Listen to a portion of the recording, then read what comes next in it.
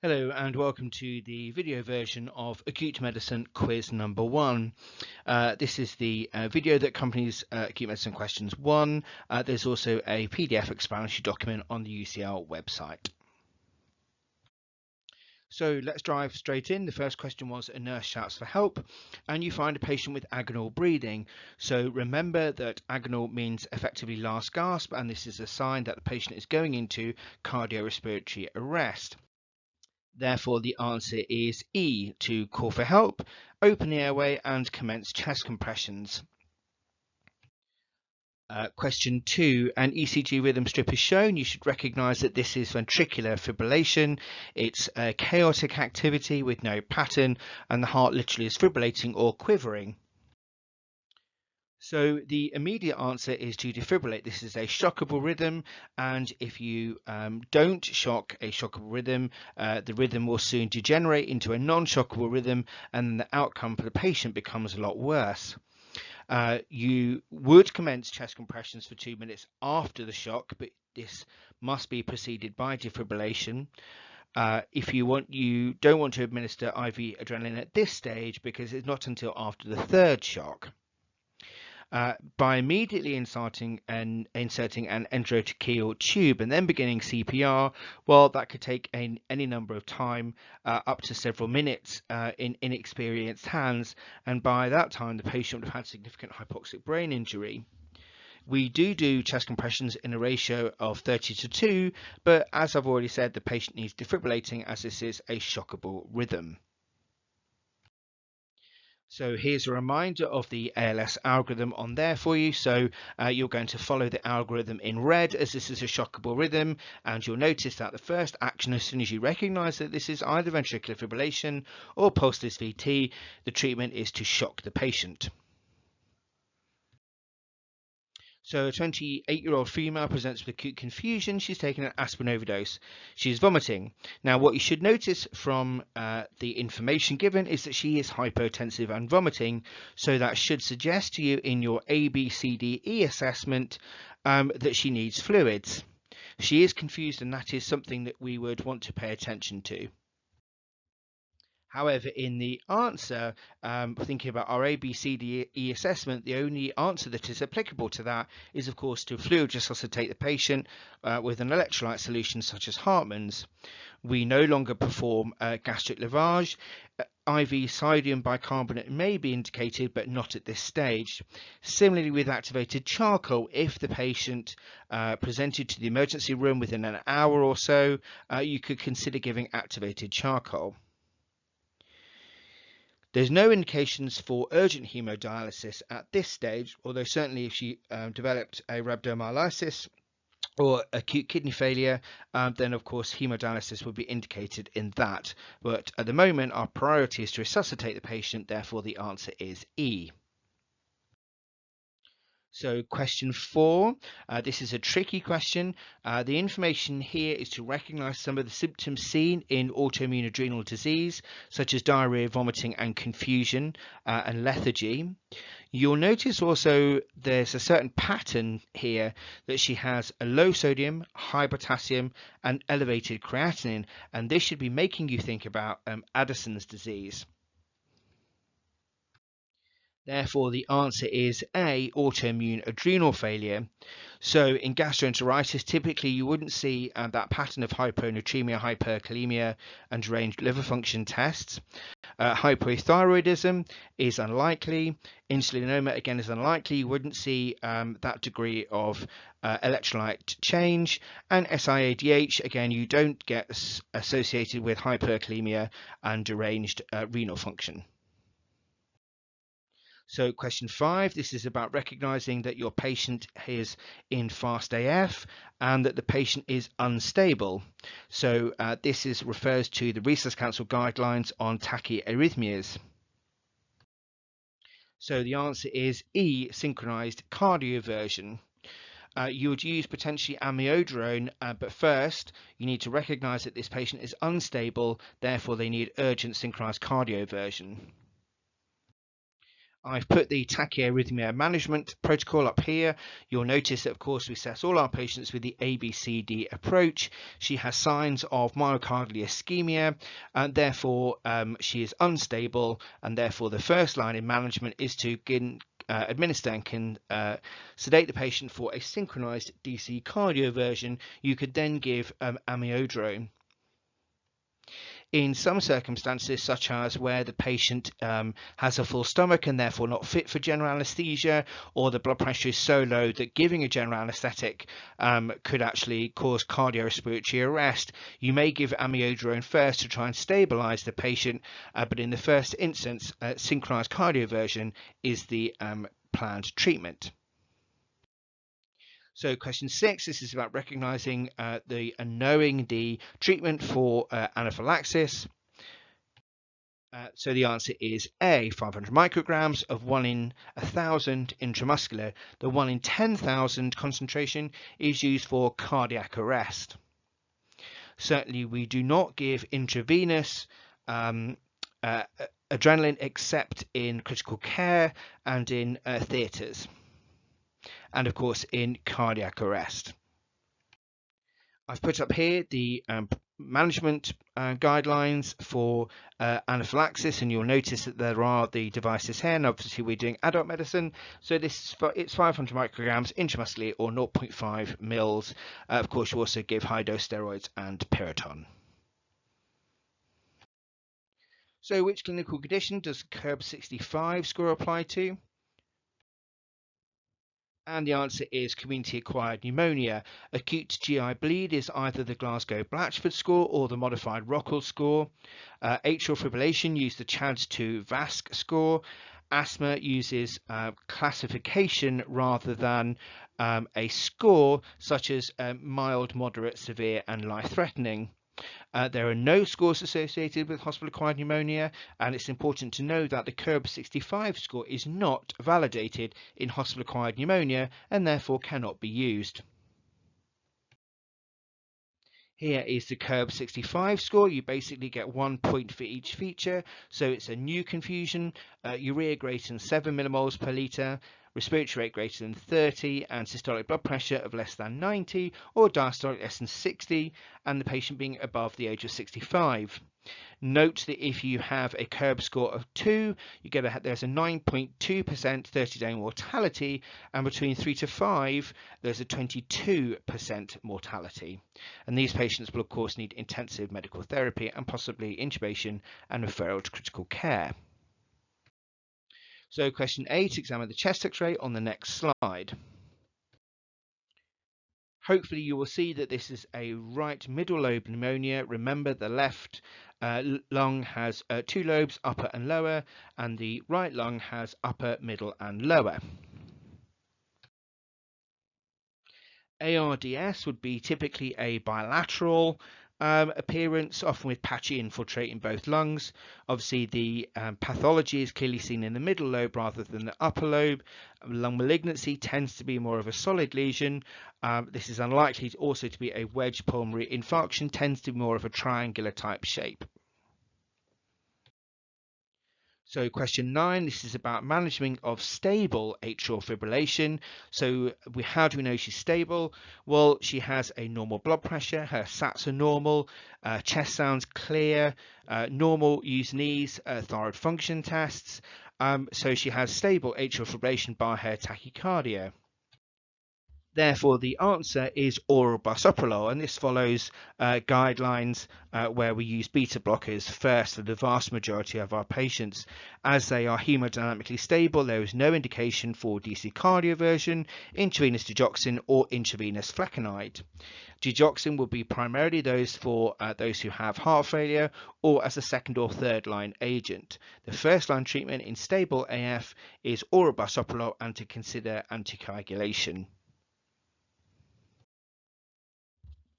So here I've put a summary slide from the European Society of Cardiology that gives you some idea about patients who have atrial fibrillation and heart failure.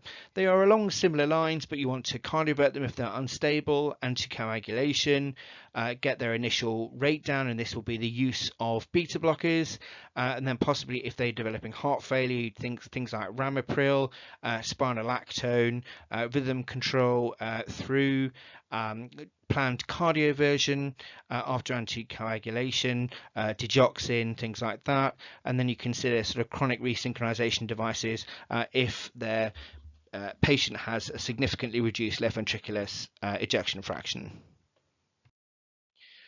So this is again about recognizing your ABCDE. So your patient has liver cirrhosis and a variceal bleed and is vomiting. So they are at high risk of developing encephalopathy, and of course they're at high risk of aspiration. So therefore their airway should be protected. Their HB is 9, which is appropriate at this time, and he has a normal blood pressure. Therefore, the most appropriate next step is to arrange intermediate intubation and ventilation. Intravenous omeprazole is not of any proven benefit before endoscopy. We don't have any coagulation factors to decide whether FFP is required. His HB is 9, therefore at this time he doesn't need a blood transfusion. Non-invasive ventilation is contraindicated in patients who are vomiting, therefore the answer is C. Question 11 is about the ingestion of heroin, which of course is a respiratory suppressant. His patient's respiratory rate is 4. Therefore, we need to think about supporting his airway and of course reversing the effects of the heroin. Therefore, the answer is E.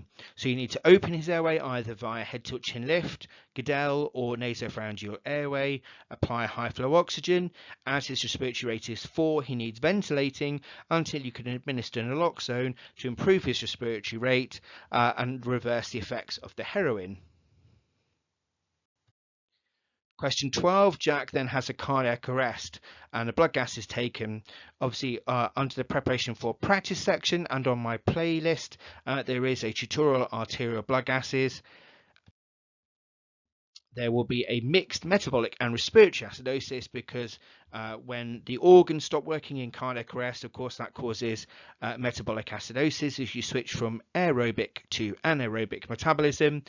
The heroin, of course, is a respiratory suppressant, therefore he won't be ventilating properly, so his CO2 would have started to rise anyway, and of course when he arrests he's not ventilating at all until it's done artificially for him, therefore he'll have a respiratory acidosis where his pH is low, CO2 is high, and his oxygen is low.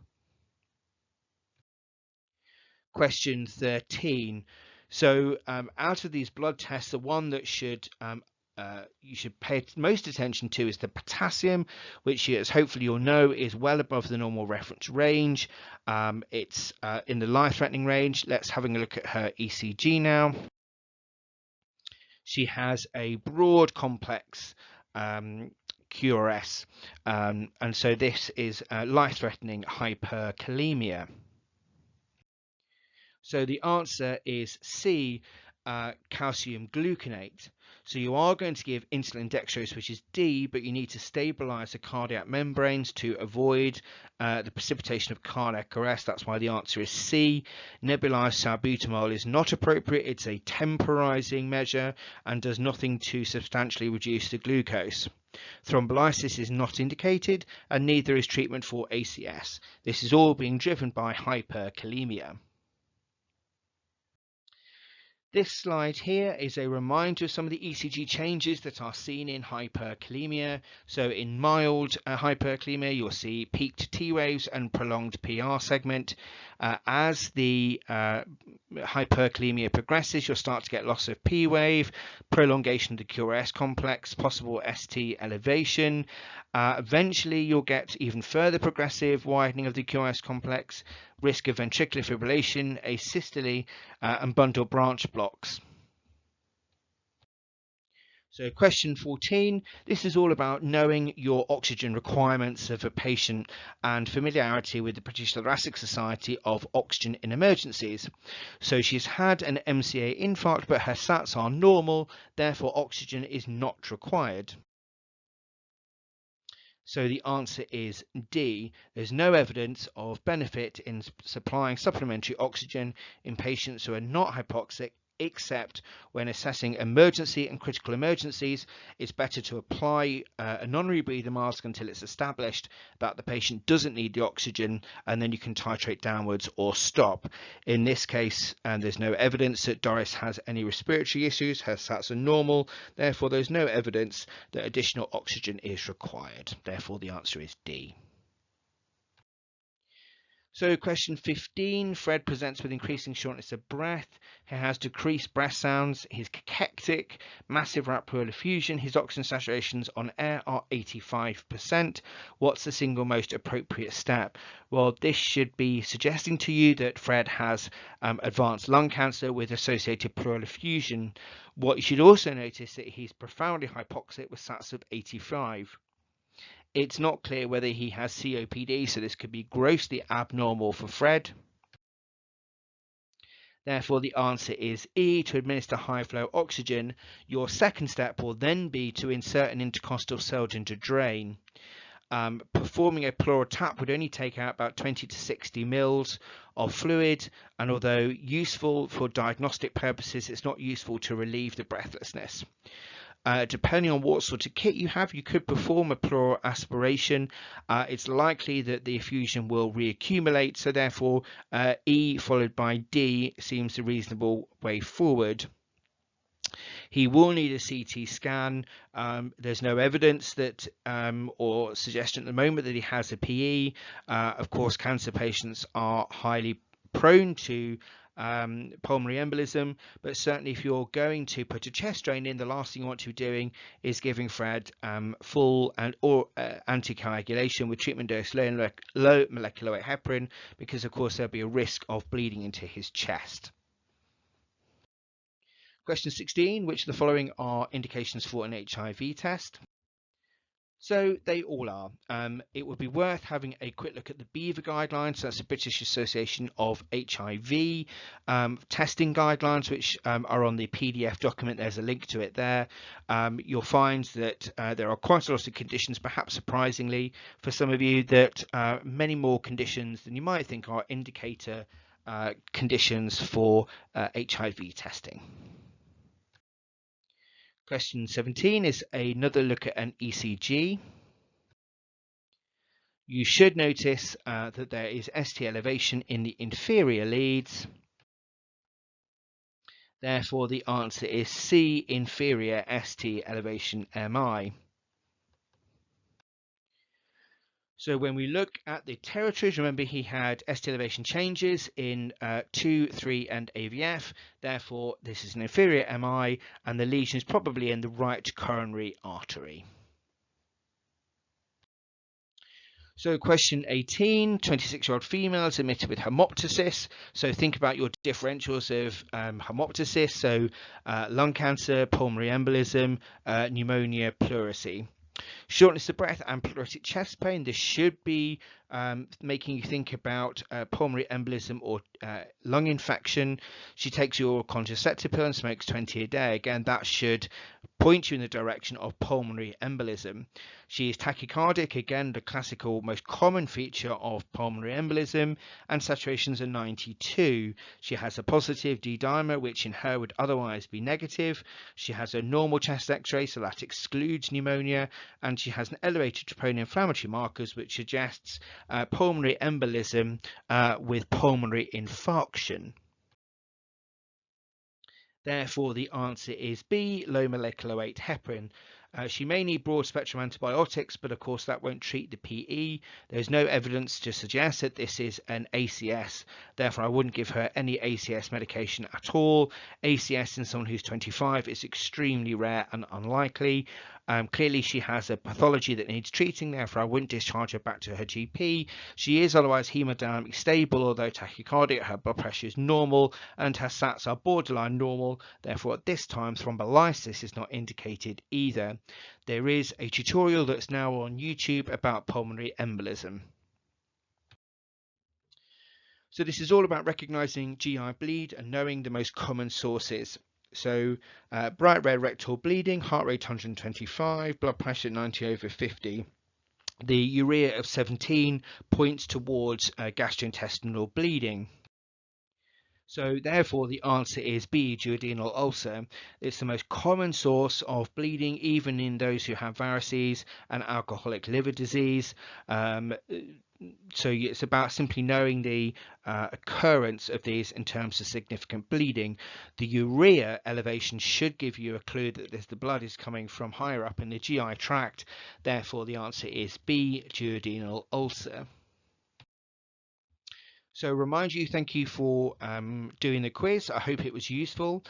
There is a Q&A section now on the acute medicine section on Moodle. So if you have any questions about anything that I've said, or have further questions, or want any advice about these questions, then feel free to put them on Moodle and I'll answer them as soon as I can. Take care and well done for doing the quiz.